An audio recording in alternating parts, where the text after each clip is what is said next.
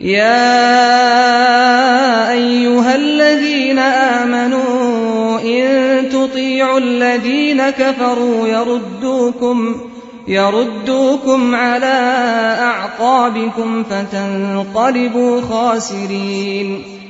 اے لوگو جو ایمان لائے ہو، اگر تم ان لوگوں کے اشاروں پر چلو گے جنہوں نے کفر کی راہ اختیار کی ہے تو وہ تم کو الٹا پھیر لے جائیں گے اور تم نامراد ہو جاؤ گے۔ بل اللہ مولاکم وہو خیر الناصرین۔ ان کی باتیں غلط ہیں، حقیقت یہ ہے کہ اللہ تمہارا حامی و مددگار ہے اور وہ بہترین مدد کرنے والا ہے۔ سنلقی فی قلوب الذین کفروا الرعب بما اشرکوا باللہ ما لم ينزل به سلطانا وَمَأْوَاهُمُ النَّارُ وَبِئْسَ مَثْوَى الظَّالِمِينَ۔ ان قریب وہ وقت آنے والا ہے جب ہم منکرین حق کے دلوں میں رعب بٹھا دیں گے، اس لیے کہ انہوں نے اللہ کے ساتھ ان کو خدائی میں شریک ٹھہرایا ہے جن کے شریک ہونے پر اللہ نے کوئی سند نازل نہیں کی۔ ان کا آخری ٹھکانہ جہنم ہے اور بہت ہی بری ہے وہ قیام گاہ جو ان ظالموں کو نصیب ہوگی۔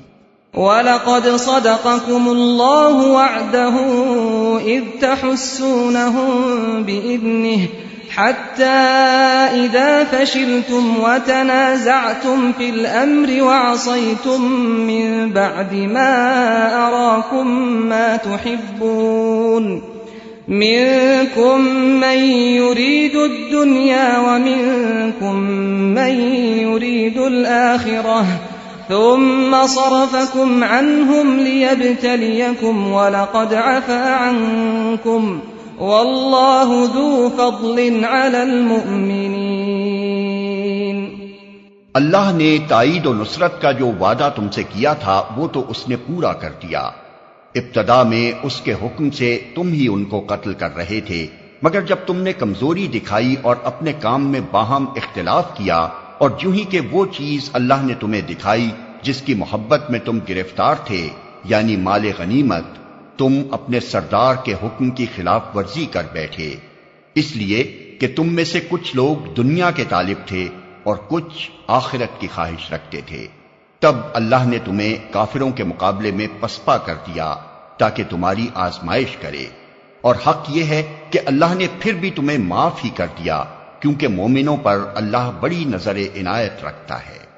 اذ تصعدون ولا تلوون على احد والرسول يدعوكم في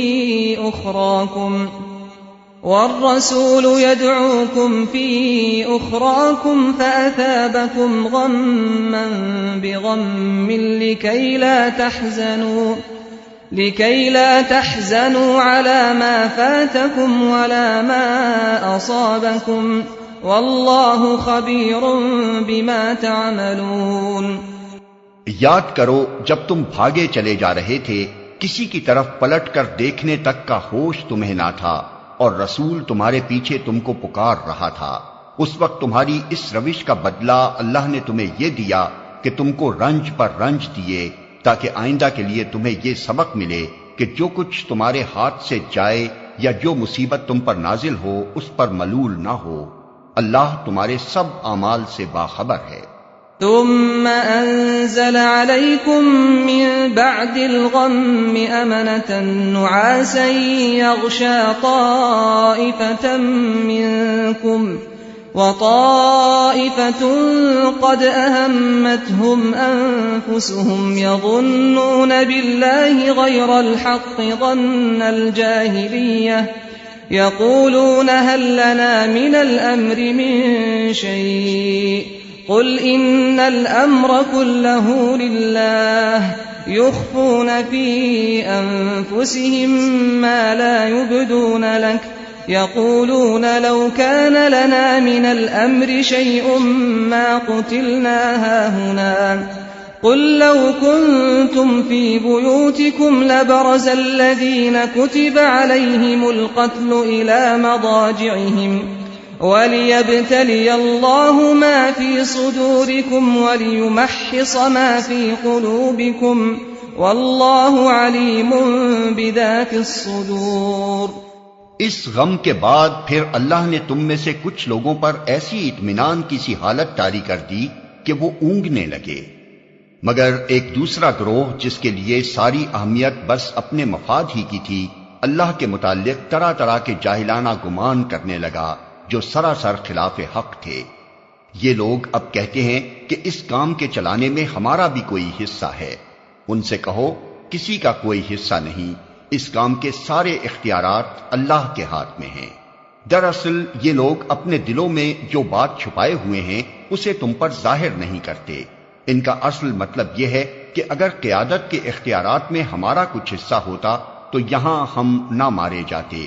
ان سے کہہ دو کہ اگر تم اپنے گھروں میں بھی ہوتے تو جن لوگوں کی موت لکھی ہوئی تھی وہ خود اپنی قتل گاہوں کی طرف نکل آتے، اور یہ معاملہ جو پیش آیا یہ تو اس لیے تھا کہ جو کچھ تمہارے سینوں میں پوشیدہ ہے اللہ اسے آزما لے، اور جو کھوٹ تمہارے دلوں میں ہے اسے چھانٹ دے۔ اللہ دلوں کا حال خوب جانتا ہے۔ ان الذين تولوا منكم يوم التقى الجمعان انما استزلهم الشيطان ببعض ما كسبوا وَلَقَدْ عَفَا اللَّهُ عَنْهُمْ إِنَّ اللَّهَ غَفُورٌ حَلِيمٌ۔ تم میں سے جو لوگ مقابلے کے دن پیٹھ پھیر گئے تھے ان کی اس لغزش کا سبب یہ تھا کہ ان کی بعض کمزوریوں کی وجہ سے شیطان نے ان کے قدم ڈگمگا دیے تھے۔ اللہ نے انہیں معاف کر دیا۔ اللہ بہت درگزر کرنے والا اور بردبار ہے۔